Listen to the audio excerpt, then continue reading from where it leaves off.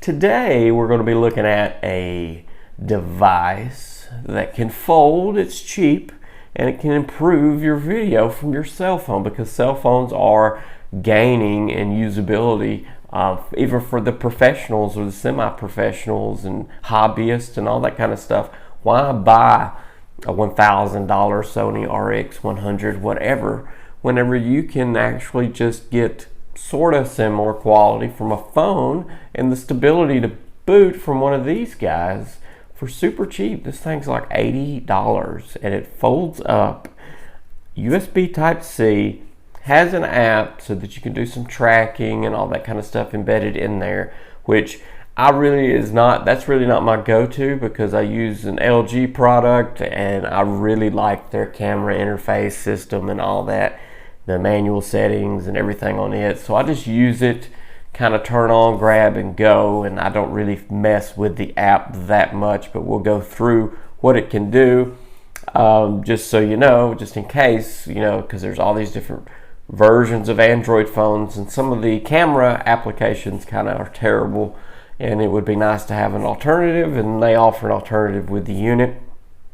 So what do you get in this fantastic box? Because the packaging is super A+ as well. I was really astonished at the overall appearance, unboxing, everything of this device.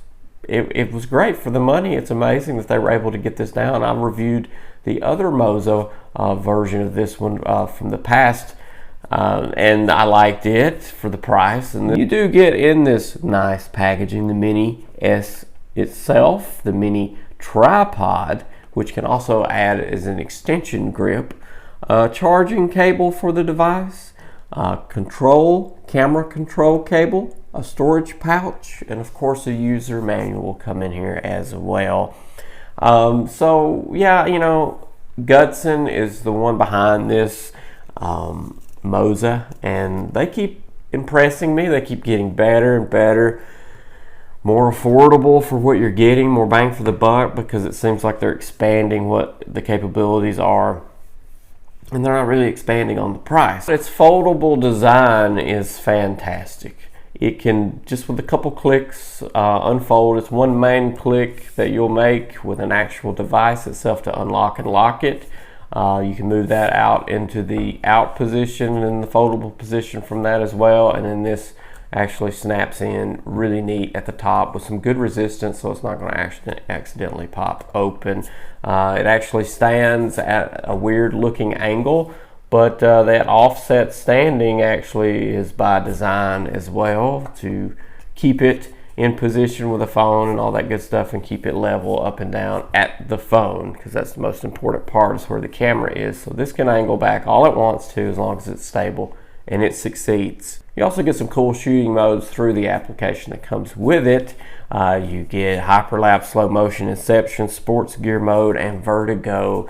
It's kind of like the cool things that you can do with this thing, but you can do most of those with all gimbals anyway, using your own camera application, so it's not really a big deal. But we'll go over that, because you do get some controls here for zooming, taking a photo, video, playback, all this readily available here. You also get a really cool battery notification light down there that actually shows you real time where the battery is at on a long little blue display, which is fantastic, something that I've always wanted in a gimbal. So it's actually cool to see a real-time battery gauge. It's 495 grams, exceptionally light. You could run around with this thing all day. I've had this for about a month now. I use it when I can, and it's super light, like no issues. The only issue that I might have right off the bat is the hand grip is a little slick, but there's a little textured grip section in the back that you kind of feel when your hand starts to get some moisture on it. So they have a piece of plastic here on the back side that is actually texturized a little different than the rest. So that's intended to be like a plastic grip. And for me, and then also it molds out on the sides here to kind of hold your hand right there. So if you do get a little slippy, slidey on it, it'll stop here, and that'll give you enough room, it feels like, to get to the thumb controls if need be. So overall, if you need to do something with it, bring some rubber bands around it or something with a little grip if you needed to, but I've been fine with what's on here. And for battery life, you'll get about 4.5, 5 hours or so out of this, it was just fine. Some are more, some are twice as long, but for the price, for the bang for the buck, 5 hours of dedicated filming is a very long time. I don't do but a fraction of that whenever I'm doing big things, when I'm going out and filming like an entire trip, destination site or something like that I've done in the past. You get these small clips, you put them all together, and then you make a 10-20 minute video. But 5 hours of filming, that's just a very long time, and I don't really see someone doing that in a day. And just for the restrictions, it is restricted in how far it can go, which is more restriction than most gimbals have on it, so you have to be mindful of that whenever you're moving this thing around. Like I said, I don't really use the application much. I don't even really use the joystick, really. I just point wherever I want it to go, up, down, left, or right. And you also get the trigger back here to help with things, to lock in things and hold that trigger down for something from dedicated function if you want it to do that. But because you do have mode selections and things, recentering to double tap and all that good stuff is here with the triggers. The triggers are extremely important with gimbals, but back to the movement mobility of it, you are restricted more than most, and that can get in the way if you're used to using traditional-ish gimbals and stuff like that. You have a little bit more restriction on this, and just to give you the actual restrictions, your yaw axis is 270 degree, pitch axis 200 degrees, and roll axis 315 degrees. So there's your restrictions out of 360 degrees. So it is restricted. It doesn't go all the way around. Maybe in a future model it can do that. That would be nice, to go continuously all the way around, and maybe even turn continuous the other way. All those are special goodie bonuses, but for the price, there's no complaining. The portability, how compact it is, how this is the genius feature of it as well, where we're talking about the actual gimbal phone placement. When you place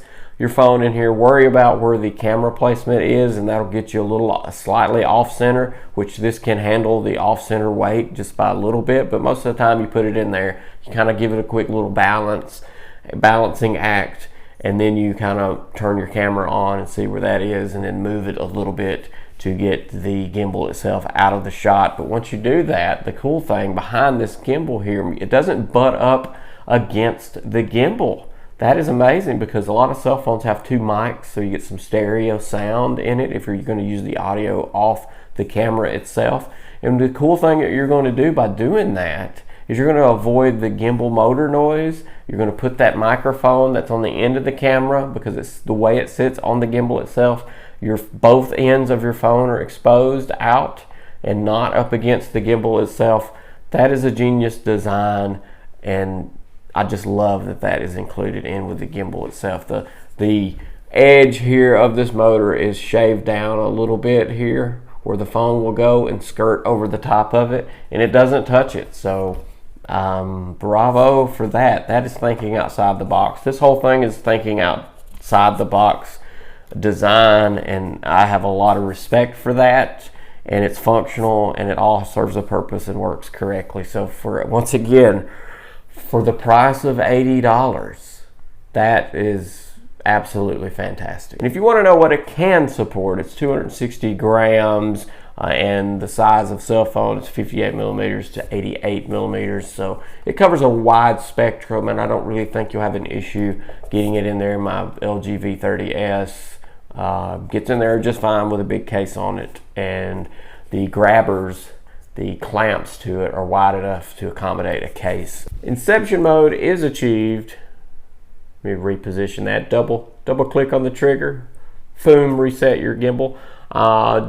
Inception mode is achieved by going 1, 2, 3 on the front down thingy-ma-do there on the front. So then you can turn left or right the joystick. But here's the catch with Inception mode. Sometimes a heavy phone, a large phone, the weight shift of it will kick it out.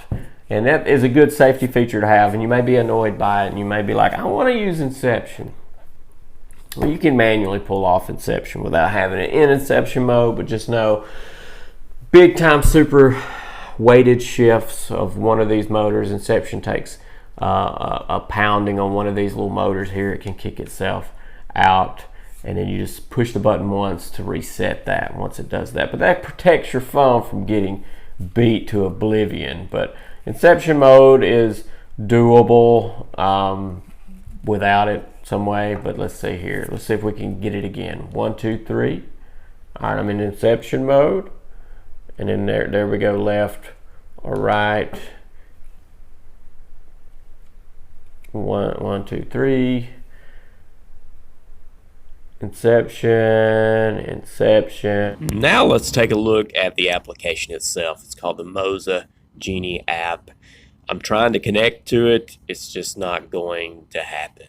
I think this might have happened the last time. I don't remember. But the app itself has come a long way. We'll take a look at some of the features of it. You can swipe from the right, go in, and be able to see all the settings. So you've got the ability to switch your camera if you wanted to do that, the resolutions there, your grid, which I use a grid, filter, your focusing, Bluetooth microphone, and live option. So I guess you could go live, like YouTube Live or something like Facebook Live, your level, your playback, and switching camera to voila, it's me right there. So that's an option.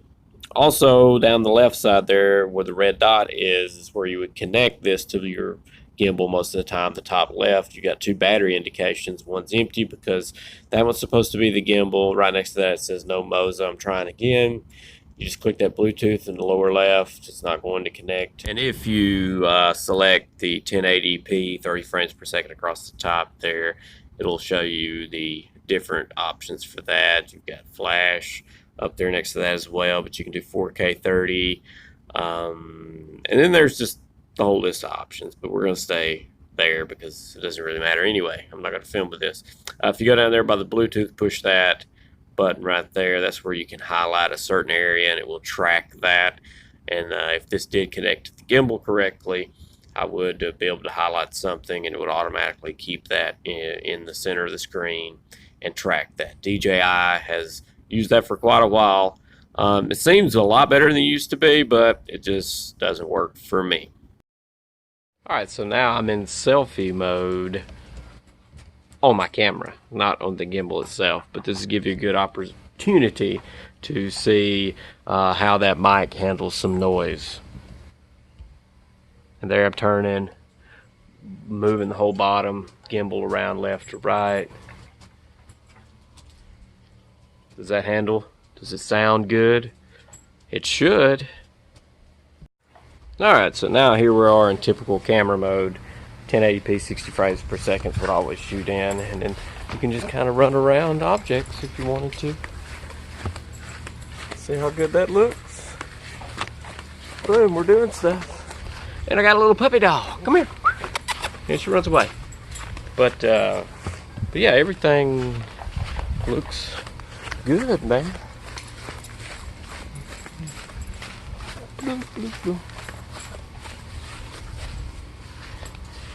And then I guess we'll do a running test.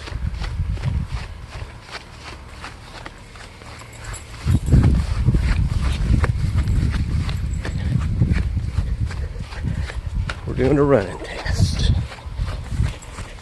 Whoa!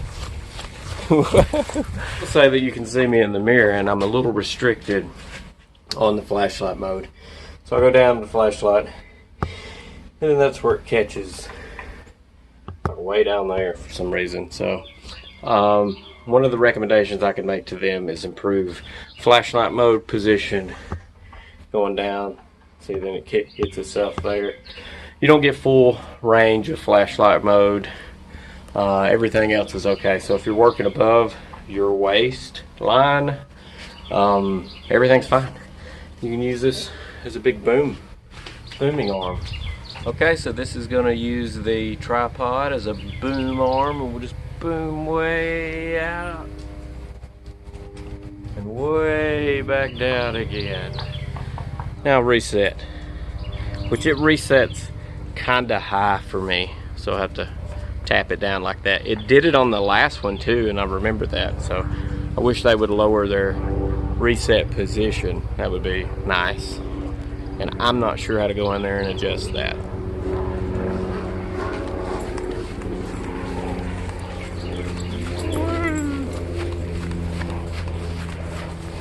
So everything appears to work correctly. You do have limited range, and that's one of the things that I'm concerned with, is how limited it is. And whenever I'm in a normal typical gimbal movement situation, it will catch on something and hit. But they've thought outside the box. It's $80, so if you're working above your waist, I think you'll be okay. And kind of doing moves like this,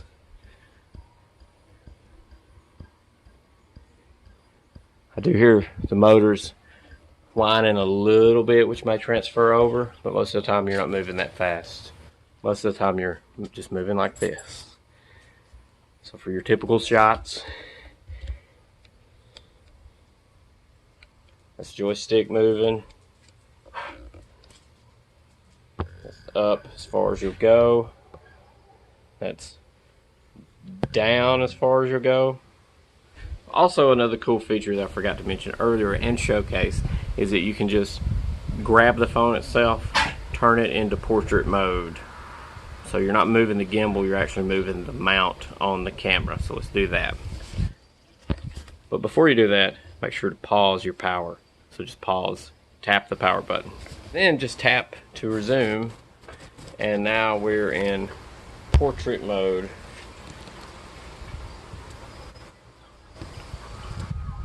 Which is really goofy to use. And you can kind of see some of the gimbal, so you kind of have to have it in a half flashlight mode position.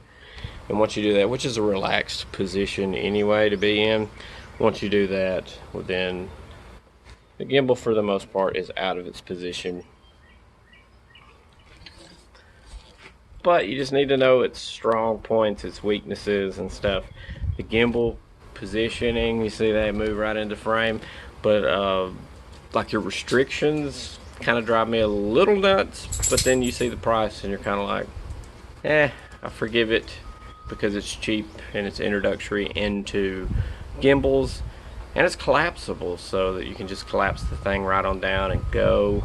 There's not much out there that you can do that with. But the motors, everything acts super quick, low noise. Doesn't really transfer much over to the video footage if you want to use the audio from this. But overall, you know, you get your little meter, battery meter check. It's a good, comfy grip, super light. You can close this down, use this as a sweeping boom pole. It has good enough motors like this to keep completely up no matter how quick you want to be. And for the most part, you're going to use it just like this. All these extra little features and stuff you would hardly ever, if never, use. So really, you don't need their application. If you couldn't get into it anyway, like me, it wouldn't go. But for the most part, it's a solid, it's $80. And it's crazy that you can get this good of a response. Look at this guy. Hasn't kicked out yet, but it does in Inception. It doesn't like Inception too well. But 1, 2, reset, boom. It's not bad for $80. There's not much detail you can go into that's gonna go try to convince you. It's $80, man, and it's neat. So there you go. Make sure to explode on that subscribe button and ding that bell so you get notified on the next product review that's coming. That may be affordable. That's pretty nifty and unique. See ya.